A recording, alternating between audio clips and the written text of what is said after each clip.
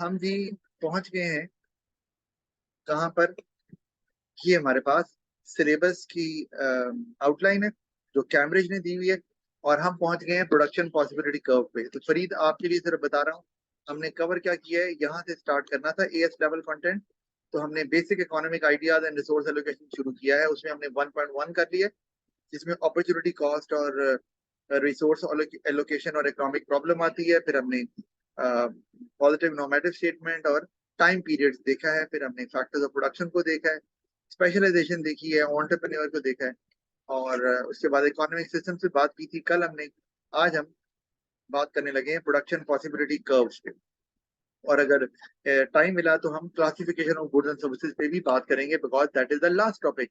और जैसे ही टॉपिक खत्म होता है तो हमें डायरेक्ट क्वेश्चन करने हैं, यानी कि एमसीक्यूज और सब्जेक्टिव क्वेश्चन, और उसके बारे में बताऊंगा सब्जेक्टिव के कैसे अटेम्प्ट करना है। एमसीक्यूज तो आप खुद ही करेंगे, वो आपको ही करने, और उसको फिर मैं चेक करूंगा लेटर ऑन। अच्छा, और यही तरीका है कि हर टॉपिक के साथ साथ जब पास पेपर करते जाएंगे, ये पास पेपर के क्वेश्चन, तो आपको आइडिया हो जाएगा कि ये टॉपिक करने के बाद मुझसे पास पेपर के क्वेश्चन हो रहे हैं कि नहीं हो रहे।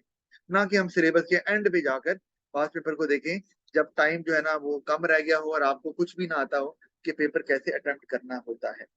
अच्छा, अब प्रोडक्शन पॉसिबिलिटी कर्व की तरफ चलते हैं। तो अगर आप देखें तो इसमें हमारे पास मैं पहले चलता हूँ पीपीसी क्या है। आपको पता तो है वैसे, क्योंकि आप दोनों ने ओ लेवल तो किया हुआ है, लेकिन मैं फिर भी इसको डिस्कस करता हूँ आपके साथ।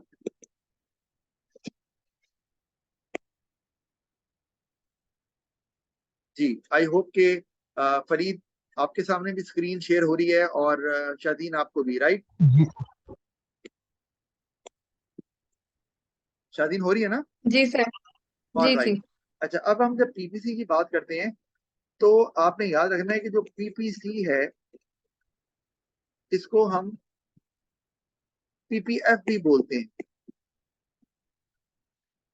शादीन, आपने मेरी इंस्टा पे वीडियो वो यूट्यूब पे भी देखी है आपने पीपीसी के बारे में? नहीं शादीन, सर। तो नहीं तो बस फॉलो एम ही करी जा रही हो।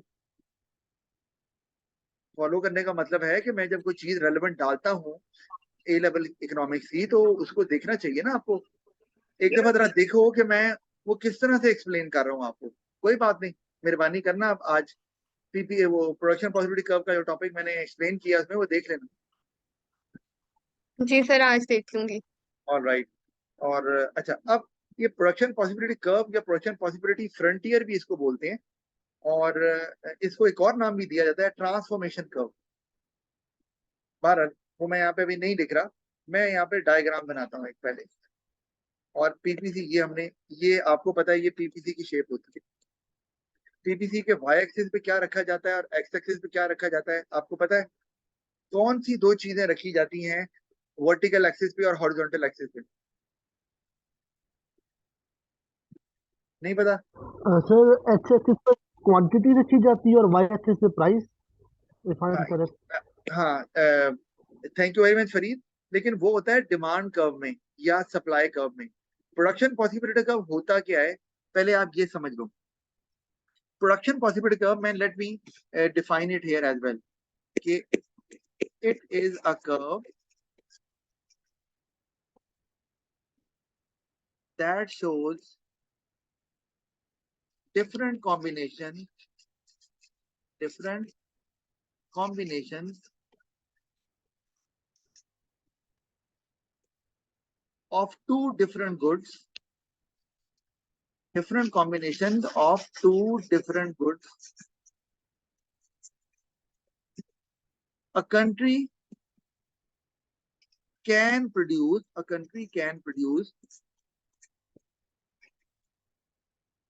by utilizing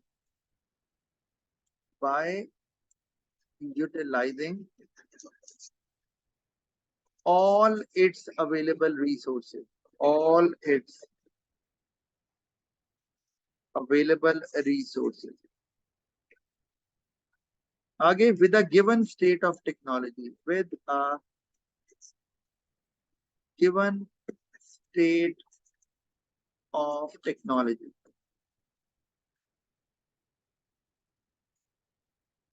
अच्छा, अब ये मैंने डेफिनेशन तो लिख दी है, बुकिश सी डेफिनेशन है। तो ये क्या कह रही है डेफिनेशन? ये कह रही है कि प्रोडक्शन पॉसिबिलिटी कर्व एक ऐसा कर्व होता है जो ये बताता है कि अगर एक कंट्री अपने सारे रिसोर्सेज को इस्तेमाल करे, सारे रिसोर्सेज मतलब लैंड, लेबर, कैपिटल, एंटरप्राइज, तो वो मैक्सिमम दो चीजें जो रखी जाती हैं वाई और एक्स एक्सिस पे, आप पीपीसी में दोनों तरफ प्रोडक्ट्स रखते हैं। वो कंज्यूमर और कैपिटल गुड्स भी हो सकती हैं, वो कार्स और क्लोथ्स भी हो सकते हैं। कोई सी दो गुड्स अगर स्पेसिफाई नहीं किया हुआ तो आप कोई सी दो गुड्स ले सकते हैं पीपीसी पे, क्योंकि पीपीसी बताता ही यही है कि ये किसी भी कंट्री के पोटेंशियल को शो करता है। ये शो करता है कि एक कंट्री की कितनी कैपेसिटी है to produce the combination of both the goods. अगर सारे रिसोर्सेज जो कंट्री के पास मौजूद हैं उनको वो इस्तेमाल करे तो इसका मतलब है पीपीसी प्रोडक्शन को शो नहीं करता, पीपीसी शो करता है पोटेंशियल को, capacity of a country to produce को। ये दो चीजें हैं, तो इनके कौन कौन से कॉम्बिनेशन प्रोड्यूस हो सकते हैं और मैक्सिमम एक कंट्री किस हद तक जा सकता है प्रोड्यूस करने के लिए। तो अब अगर मैं यहाँ पर एक कोई पॉइंट ले लूं ए आपके सामने, यहाँ भी एक पॉइंट ले लूं बी, यहाँ एक पॉइंट ले लूं सी, तो आप गौर करो कि यहाँ लेट से गाड़ियां बन रही हैं 100, यहाँ क्लोथ बन रही हैं फॉर एग्जाम्पल एग्जाम्पल 1000। जब आप बी की तरफ जाते हैं तो गाड़ियां जो है ना वो कम हो गई 80 हो गई, और जो क्लोथ है वो आपके लेट से हो गए 2000। इसी तरह से यहाँ जाते हैं तो गाड़ियां कम होके हो गई हैं 40, और यहाँ पे आगे ये हो गया है अच्छा थोड़ा सा ये आगे चला गया, एक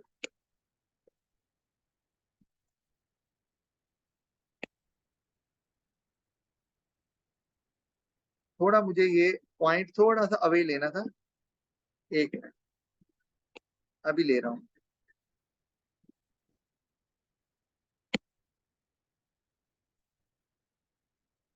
और लो सारा ही चला गया, कोई बात नहीं, मैं दोबारा ड्रॉ कर देता हूँ।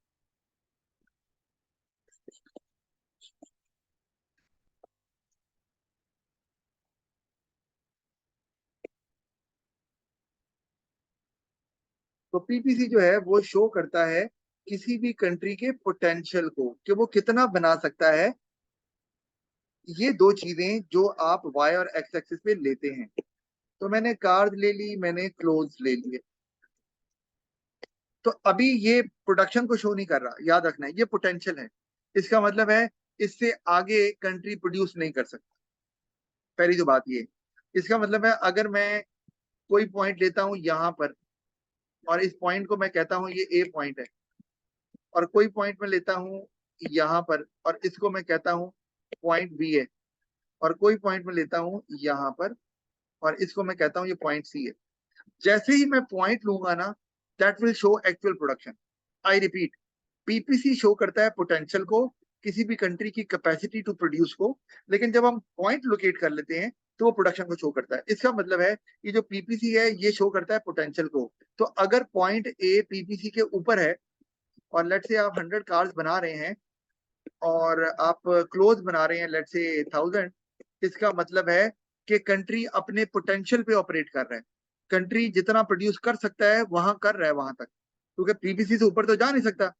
इस तो एक तो बात ये। अब बी को देख लो, बी जो है वो भी पीपीसी पर ही है। ये मैं इसको 80 कर लेता हूँ और ये मैं कर लेता हूँ इसको 2000। फिर यहाँ आ जाता हूँ आगे, सी पे आ गए, सी पे 3000 हो गया, राइट, ये हो गया 40। अच्छा अब आपने गौर करना है, ये तीनों पॉइंट जो हैं ए बी और सी, ये तीनों पीपीसी के ऊपर हैं, ऑन द पीपीसी हैं। तो अगर ऐसा हो कि कंट्री, अब इनमें से कोई एक ही पॉइंट कंट्री अचीव करेगा ना, या ए या बी या सी। अगर ए अचीव करेगा इसका मतलब है कंट्री गाड़ियां ज्यादा चाहता है और क्लोथ कम चाहता है। अगर वो सी पे चला जाता है इसका मतलब है कंट्री कपड़े ज्यादा बनाना चाह रहा है, गाड़ियां कम बनाना चाह रहा है। तो अगर आप मूव करते हैं पीपीसी के ऊपर तो कॉम्बिनेशन तो चेंज हो रहा है लेकिन पोटेंशियल चेंज नहीं हो रहा, पोटेंशियल रिमेन द सेम, क्योंकि सारे पॉइंट पीपीसी के ऊपर हैं। अच्छा, तो इस तरह के पॉइंट ये जो आपने हमें बने हुए नजर आ रहे हैं ए बी और सी, इनको हम इसको बोलते हैं जब कंट्री उतना ही बना रहा हो जितनी उसकी कैपेसिटी हो या पोटेंशियल हो, तो we call it full potential, full employment level. और इसका मतलब क्या है? इसका मतलब है country is utilising all its available resources. जितने भी रिसोर्सेज हैं वो सारे के सारे इस्तेमाल हो रहे हैं। अगर ए बी सी में से कोई पॉइंट लेते हैं, अच्छा अगर आप कोई पॉइंट ले लेते हैं, फर्ज किया इनसाइड द पीपीसी, यहां मैंने एक पॉइंट ले लिया डी। अब डी पॉइंट, अब मुझे बताएं क्या डी पॉइंट हम कह सकते हैं कि कंट्री जो प्रोड्यूस कर रहा है वो अपने पोटेंशियल पे प्रोड्यूस कर रहा है? हम कह सकते हैं ये? नहीं sir, under utilisation of resources हो रही है। Very good. ये जो हो रहा है इसको बोलेंगे या तो अनएम्प्लॉयमेंट के रिसोर्सेज सारे के सारे इस्तेमाल नहीं हो रहे, या इसको बोलेंगे अंडर यूटिलाइजेशन ऑफ रिसोर्सेज।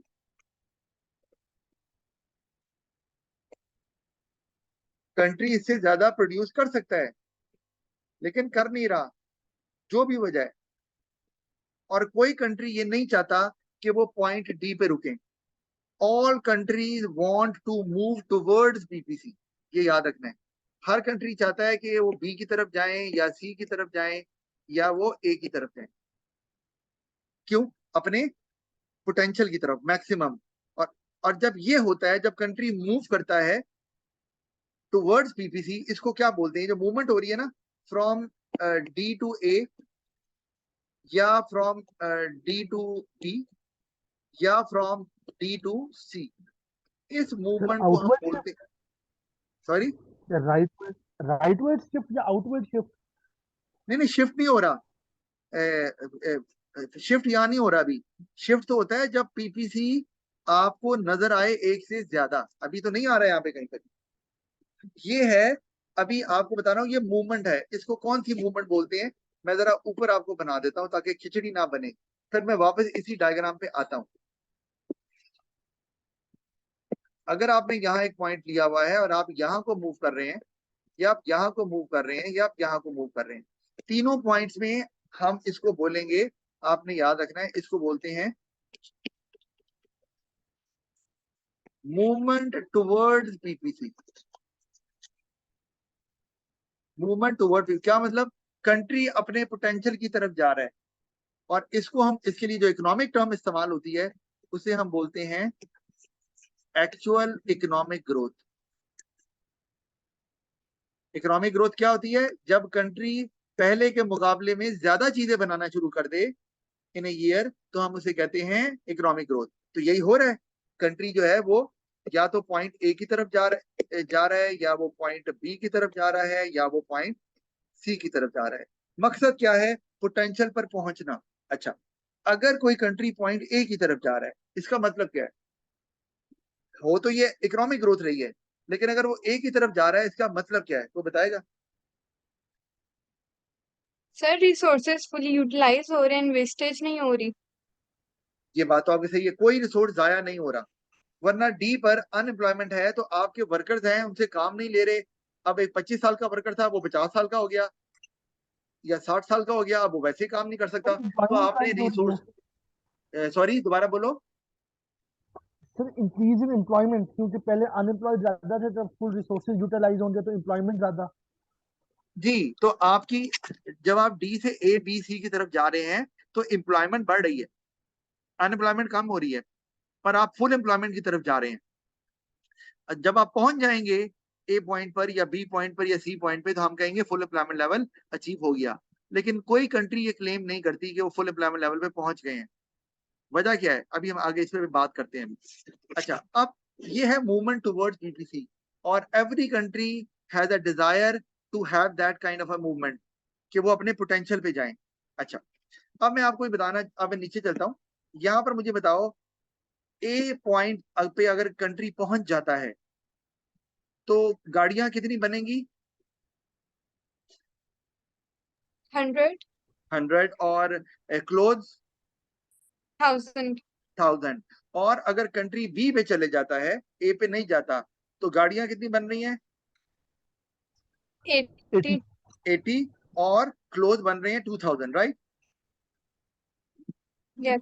इसका मतलब है, और अगर सी पे जाते हैं तो क्लोज हो जाते हैं 3000 और गाड़ियां हो जाती हैं 40। इसका मतलब है तीनों पॉइंट्स पे फुल एम्प्लॉयमेंट लेवल तो आप अचीव कर रहे हैं, लेकिन आपकी प्रेफरेंस डिफरेंट है as an economy, as a country.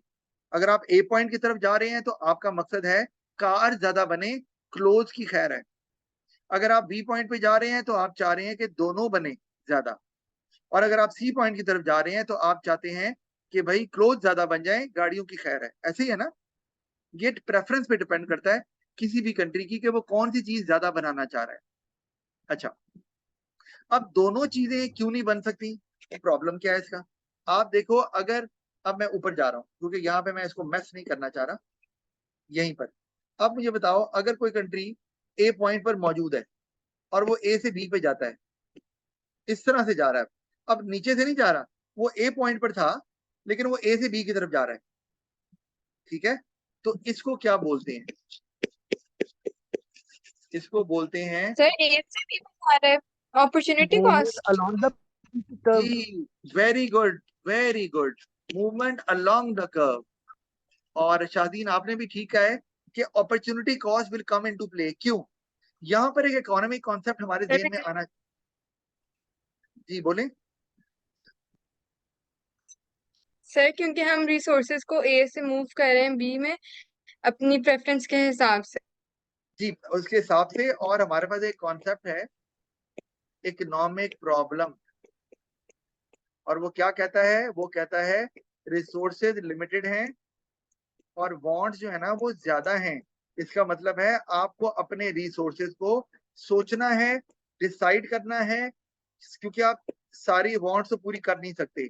तो आपको प्रेफरेंस देखनी है, किसकी ज्यादा है उसको इस्तेमाल करना है। तो ये पीपीसी इस इकोनॉमिक कॉन्सेप्ट के ऊपर फोकस करता है कि क्योंकि इकोनॉमिक प्रॉब्लम है, रिसोर्सेज लिमिटेड है, इसलिए अगर आपने ए से बी की तरफ जाना है तो आपको गाड़ियां कम करनी पड़ेंगी। वजह, क्योंकि ए पॉइंट पर सारे रिसोर्सेज इस्तेमाल हो रहे हैं, there are no idle resources available. तो अगर भाई ए से बी की तरफ जाना है तो आपको ए से रिसोर्सेज निकाल कर बी की तरफ लेके जाने पड़ेंगे। तो इसको हम बोलते हैं विदड्रॉल ऑफ रिसोर्सेज। क्या? Withdrawal of resources. क्योंकि अगर आपने बी ज्यादा बनानी है तो रिसोर्सेज तो है नहीं, वो आप कहां से लेंगे? From the production of A, from the production of cars, ताकि आप ज्यादा क्लोथ बना सकें। ठीक है? जब आप ये मूव करेंगे इस तरह से, तो आप गौर करो नीचे वाली डायग्राम में, यहाँ पर जब आप ए से बी की तरफ मूव कर रहे हैं तो मुझे ये बताओ कितनी क्लोथ ज्यादा बन रहे हैं? Sir, 1000. वेरी गुड, 1000 का इजाफा हो रहा है, क्योंकि now production of cloth reaches from 1000 to 2000, तो 1000 क्लोथ का इजाफा हो रहा है। और कार्स को क्या हो रहा है?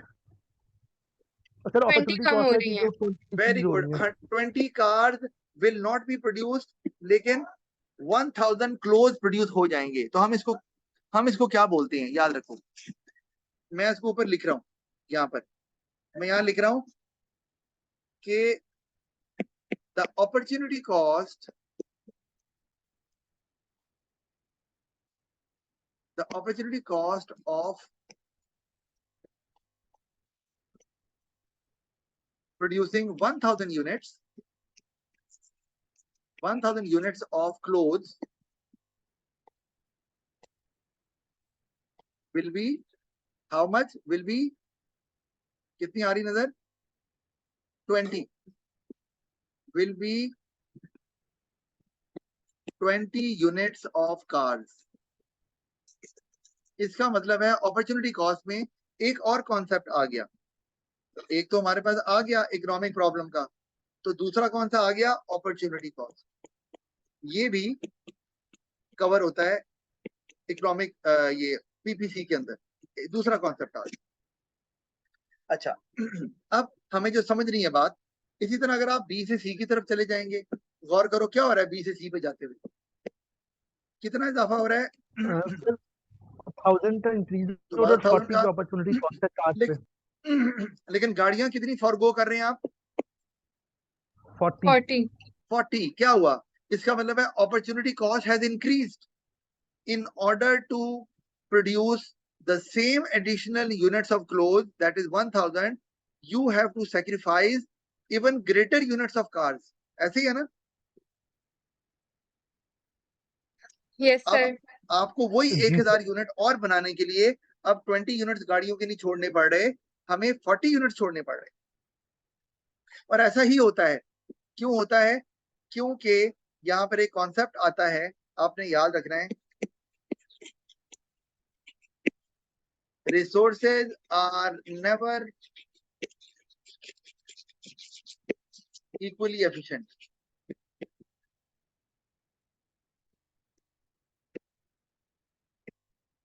In the production of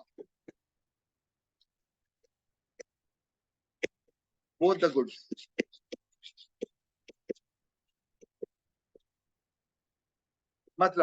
मतलब ये कि रिसोर्सेज की जो सूटेबिलिटी है, जो उनकी प्रोडक्टिविटी है, जो उनकी एबिलिटी है, वो दोनों प्रोडक्शन को, दोनों गुड्स को बनाने में सेम नहीं है। मतलब मैं इकोनॉमिक्स पढ़ा रहा हूँ, मुझे मैथ्स पढ़ाने के लिए दे दें, फर्ज किया मुझे दे दें मैथ्स पढ़ाने के लिए, तो मैं मैथ्स पढ़ाऊंगा, लेकिन 50 बच्चे होंगे तो मैं कहूंगा सर जी 50 बच्चे तो मैं नहीं पढ़ा सकता, 2 टीचर करें, मैं तो 25 ही हैंडल कर सकता हूँ। वो सवाल ही इतने पूछते हैं मुझे, फिर सवाल आते नहीं है, तो मुझे टेंशन होती है, क्लास नहीं कंट्रोल होती। क्यों? क्योंकि मैं उतना एफिशिएंट नहीं हूं इन टीचिंग मैथ्स जितना कि मैं इकोनॉमिक्स में हूं। Same is the case with all resources. तो अब आप क्या करते हो कि जब आप रिसोर्सेज निकाल रहे हो, कहां से? गाड़ियों की प्रोडक्शन से। तो शुरू में तो आपको रिसोर्सेज मिले जो क्लोथ बनाने में भी कुछ अच्छे थे, उतने अच्छे फिर भी नहीं थे, ठीक है? तो आपने 1000 क्लोथ का इजाफा कर लिया, 20 गाड़ियां छूट गई। क्यों छूटी? क्योंकि आपने गाड़ियों की प्रोडक्शन से रिसोर्सेज निकाल लिए। फाइन, लेबर निकाल ली, लैंड निकाल लिया, ठीक है? अच्छा, कैपिटल निकाल लिया, तो वो गाड़ियां कम हो गई। अच्छा, जब आपने दोबारा निकालने की कोशिश की रिसोर्सेज गाड़ियों से, तो अब वो रिसोर्सेज पहले से कम एफिशिएंट है। क्यों? पहले तो आपको वो रिसोर्सेज मिले जो आपको लगा कि यार ये गाड़ियां बनाने में भी अच्छे हैं, क्लोज में भी गुजारा कर देते हैं, ओके। जब आप दोबारा निकालने लगे रिसोर्सेज गाड़ियों से, तो अब तो आपके पास less and less efficient resources बचेंगे, जो गाड़ियां बनाने में तो अच्छे हैं लेकिन वो कपड़े बनाने में बिल्कुल अच्छे नहीं है। तो आपको क्या करना पड़ेगा? वही सेम 1000 यूनिट्स का इजाफा करने के लिए आपको पहले से ज्यादा रिसोर्सेज निकालने पड़ जाएंगे। जैसे मैंने आपको कहा कि मुझे मैथ पढ़ाने के लिए देंगे, तो मैं कहूंगा 2 टीचर रखे मैथ्स के, वरना एक कॉम्पिटेंट टीचर जो है वो 50 बच्चों की क्लास को अकेला पढ़ा सकता है। लेकिन चूंकि मैं मैथ्स में पढ़ाने में एफिशिएंट नहीं हूँ, सूटेबल नहीं हूँ, मेरी एबिलिटी नहीं है मैथ्स पढ़ाने की, तो 2 टीचर रखने पड़ रहे हैं। अच्छा, तो उधर फिर इकोनॉमिक्स कौन पढ़ाएगा? वो तो 2 टीचर निकल गए इकोनॉमिक्स के। इसी तरह यहाँ पर जब आप गाड़ियां बनाने लगते हैं, मजीद गाड़ियों से क्लोज की तरफ आते हैं, तो आपके पास वो रिसोर्सेज फिर होते हैं, बचते हैं, जो गाड़ियां बनाने में तो अच्छे हैं लेकिन वो क्लोज बनाने में बिल्कुल अच्छे नहीं है। तो फिर आपको वही सेम एडिशनल यूनिट्स का इजाफा करने के लिए, जो कि 1000 यहाँ नजर आ रहा है, पहले से ज्यादा रिसोर्सेज निकालने पड़ जाते हैं, जिसकी वजह से आपकी प्रोडक्शन पहले से ज्यादा ड्रॉप कर जाती है। ये बात समझ आ रही है शादीन और फरीद आप दोनों को? जी सर। जी सर। आ रही है। तो इसको हम क्या बोलते हैं? इस कॉन्सेप्ट को आपने याद रखना है जब ऐसा होता है, और यही वजह है कि जो पीपीसी की शेप है, आपने याद रखना है। ये मैं आपको ना, एक मिनट, इसमें तो शायद जगह इतनी मुझे नजर नहीं आ रही, इसको मैं मिनिमाइज करता हूँ, दूसरा व्हाइट बोर्ड निकाल लेता हूँ। और यही वजह है कि जो पीपीसी होता है उसकी शेप कॉनकेव होती है, इसको बोलते हैं कॉनकेव। मतलब ऐसा कर्व जो फेस करता है, facing towards the origin, towards the origin, यानी कि फेस कर रहा है ओरिजिन की तरफ। और कॉनकेव नहीं होगा तो अपॉर्चुनिटी कॉस्ट नहीं बढ़ेगी। तो ये जो कॉन्सेप्ट मैंने आपको समझाया है, इसको बोलते हैं law of increasing opportunity cost.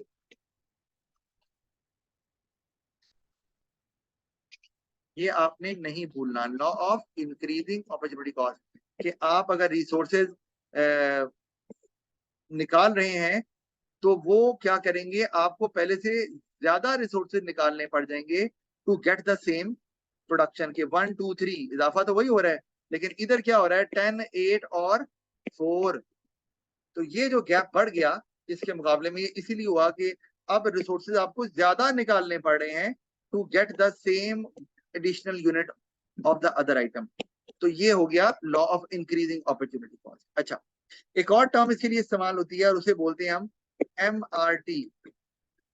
पता है क्या होता है? Marginal rate of transformation.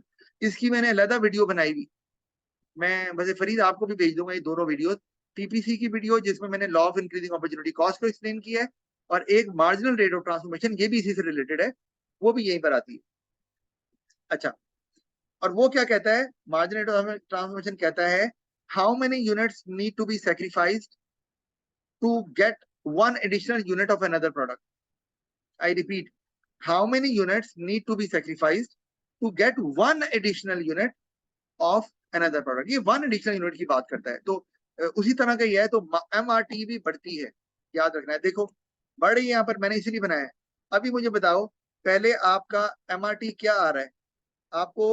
अगर हम गौर करें, पॉइंट A से B की तरफ जाते हैं और फिर C की तरफ भी जाएंगे बाद में। पॉइंट A क्या बता रहा है आपको?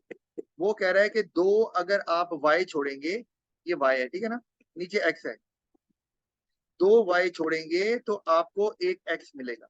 ये मार्जिनल रेट ऑफ ट्रांसफॉर्मेशन है। अच्छा, और ये A पे है। B पे क्या हो रहा है? देखो B पे क्या हो रहा है, बताओ सर 4y छोड़ने पड़े जी। एंड 1x मिलेगा फिर भी। 4Y छोड़ने पड़ रहे हैं तो 1X।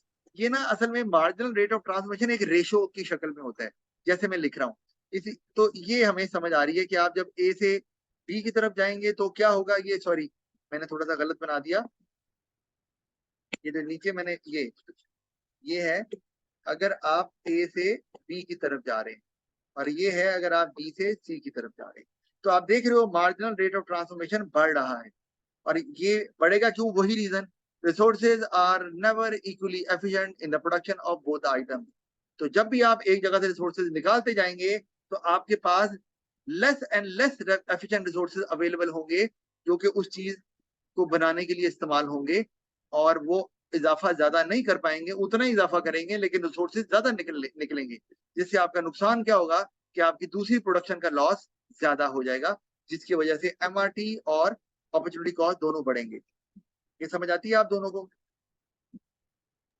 जी जी सर। सर। Alright, good. मैं वापस चलता हूँ, इसी पे ही आ गया। तो अब मैंने 2 कॉन्सेप्ट बता दिए, इकोनॉमिक प्रॉब्लम, अपॉर्चुनिटी कॉस्ट। एक और इसमें हम इस्तेमाल कर सकते हैं इकोनॉमिक कॉन्सेप्ट, और वो कौन सा है? वो ये इकोनॉमिक ग्रोथ। ये भी इकोनॉमिक्स का ही कॉन्सेप्ट है, आपने ओलर में पढ़ा हुआ इकोनॉमिक ग्रोथ क्या होती है। तो 3 concept, economic growth, opportunity cost और इकोनॉमिक प्रॉब्लम, ये तीनों के तीनों TPC से हम जो है वो क्या कहते हैं, कनेक्ट कर सकते हैं। पेपर में सवाल भी आ सकता है, बताएं कौन से 2 इकोनॉमिक कॉन्सेप्ट है जो PPC जो है ना वो शो करती है। अच्छा, अब आपको मैंने क्या दिखाना है, मैं इसको बंद कर रहा हूँ और आपको मैं दिखाने लगा हूं कि और कोई कर्व क्यों नहीं हो सकता। अब जरा इस पे भी बात कर, हम बात कर रहे हैं शेप ऑफ द PPC पे, राइट।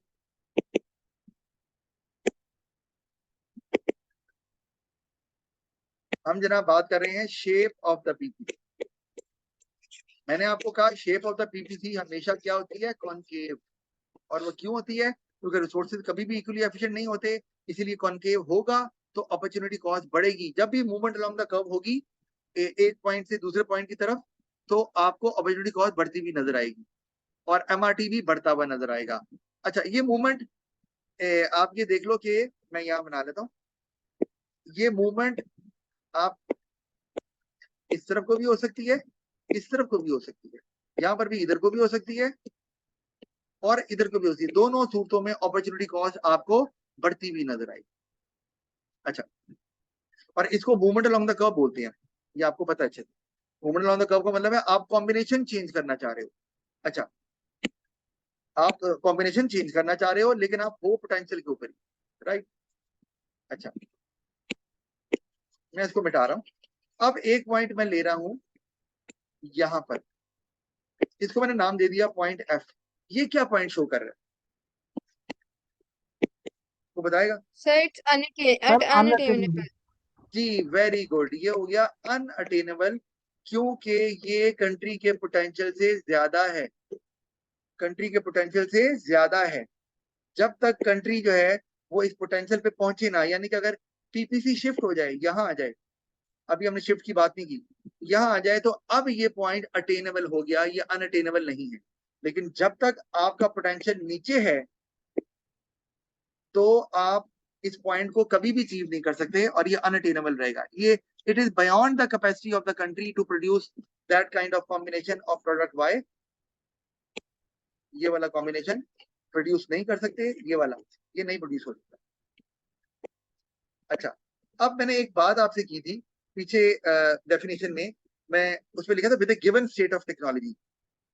अब गिवन स्टेट ऑफ टेक्नोलॉजी को हमने कांस्टेंट रखना होता है। क्यों? अगर टेक्नोलॉजी चेंज होगी तो कंट्री का पोटेंशियल भी बढ़ जाएगा, और पोटेंशियल बढ़ेगा तो फिर पीटीसी शिफ्ट भी कर जाएगा ऊपर की तरफ। पीटीसी क्या करेगा? ऊपर की तरफ शिफ्ट कर जाएगा। तो हमने अभी शिफ्ट की बात नहीं करनी। अगर ये पॉइंट अनअटेनेबल है तो ये अनअटेनेबल ही रहेगा। तो इसीलिए डेफिनेशन में कहते हैं कि अगर टेक्नोलॉजी चेंज ना हो तो हम पीपीसी को इस तरह से डिस्क्राइब करते हैं कि ये पॉइंट अनअटेनेबल होगा, ये पॉइंट जो है वो क्या कहते हैं, अटेनेबल है, लेकिन ये डिजायरेबल नहीं है। कोई भी कंट्री इस पॉइंट पर नहीं स्टे करना चाहेगी क्योंकि इसमें अनएम्प्लॉयमेंट है। हर कंट्री चाहती है कि वो फुल एम्प्लॉयमेंट लेवल पे आ जाए। तो इसलिए मैंने with A given state of technology definition के एंड पे लिखा, और वो तो मैंने खत्म कर दिया ताकि टेक्नोलॉजी चेंज ना हो। अच्छा, अब मैं आपसे कह रहा हूं कि अगर मैं स्ट्रेट लाइन ले लेता हूं, ये पीपीसी है और ये स्ट्रेट लाइन है, तो अब जरा आप गौर करो कि क्या हो रहा है। 10, 8,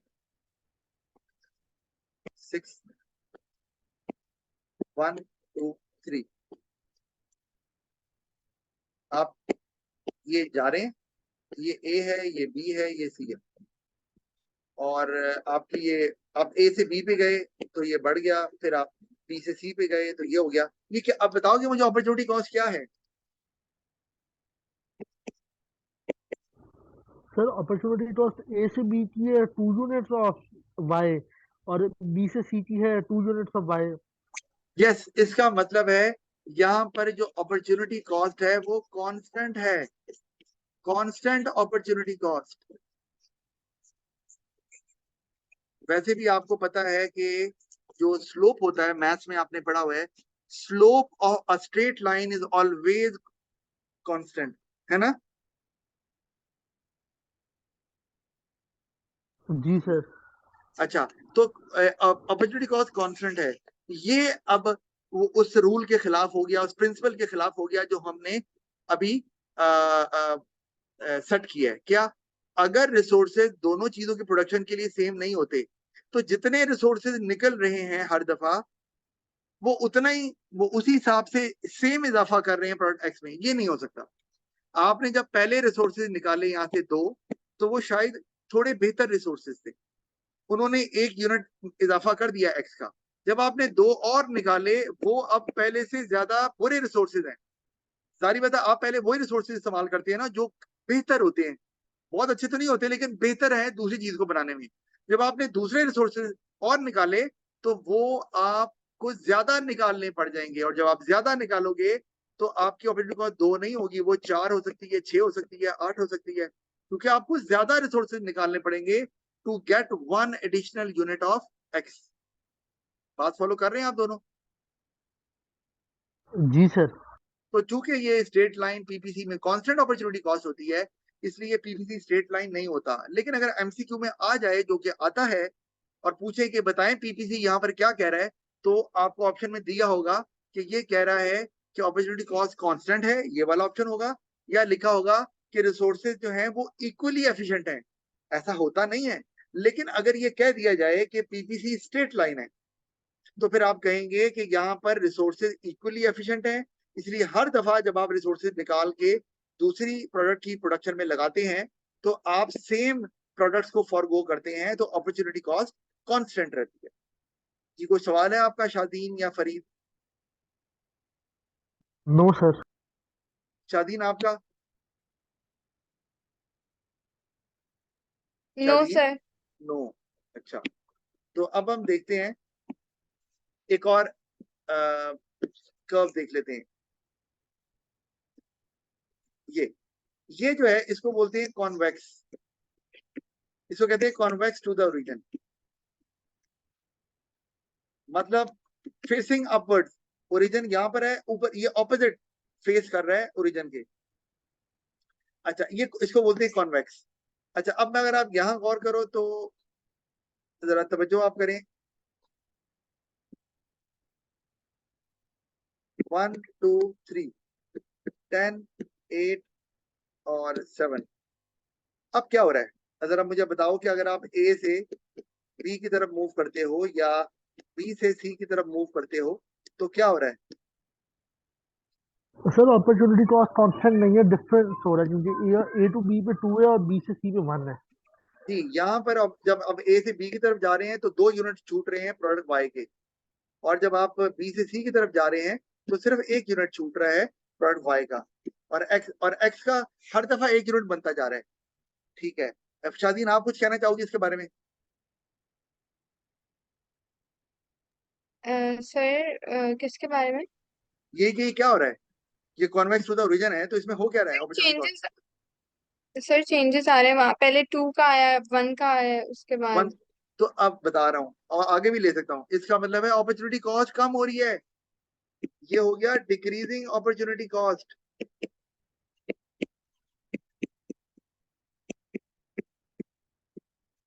तो ये जो डिक्रीजिंग अपॉर्चुनिटी कॉस्ट है, ये भी उस रूल के खिलाफ है जो हमने अभी ड्राइव की है।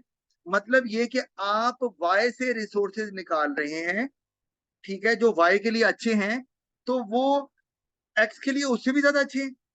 ये कैसे? मतलब पहले आपने रिसोर्सेज निकाले तो 2 यूनिट वाई के नहीं बने, फिर निकाले तो वाई का 1 यूनिट नहीं बना। इसका मतलब है आपने रिसोर्सेज पहले से कम निकाले वाई से, लेकिन उसने प्रोडक्शन उतनी करके दे रहा है हर दफा, 1 फिर 1। इसका मतलब है रिसोर्सेज जो वाई पे लगे हुए हैं वो हर दफा जो आप निकालते हो वो एक्स के ज्यादा एफिशिएंट है एक्स को बनाने में। ये नहीं हो सकता। आपके रिसोर्सेज जहां लगे हुए हैं वो आपने वहां इसलिए लगाए हुए हैं कि वहां ज्यादा एफिशिएंट है, और दूसरे में वो ज्यादा एफिशिएंट नहीं हो सकते, लेस एफिशिएंट होंगे, तो अपॉर्चुनिटी कॉस्ट कम नहीं हो सकती, उल्टा बढ़ेगी। तो ये नहीं हो सकता। जी फरीद और शादीन, समझ आ रही है लॉजिक की? जी सर। यस। आ गई सर तो आपको मेरा था कि सर कॉन्वेक्स भी आ सकते हैं एमसीक्यूज के अंदर। मैं बिल्कुल आ सकता है। आपको ऑप्शन में दिया होगा, ये सारी शेप्स बनी होगी, तो वो आपसे पूछेंगे बताएं कौन सा है, और हो सकता है उन्होंने पूछा हो कि ये वाला ये क्यों नहीं है, पीपीसी क्यों नहीं हो सकता। तो ये रीजन जो मैं आपको दे रहा हूँ सारे, ये आपको पता होने चाहिए। ये मैं आपको खाली कॉन्सेप्ट समझाने के लिए नहीं बता रहा, because they are part of the past of the paper, इसीलिए समझा रहा हूँ।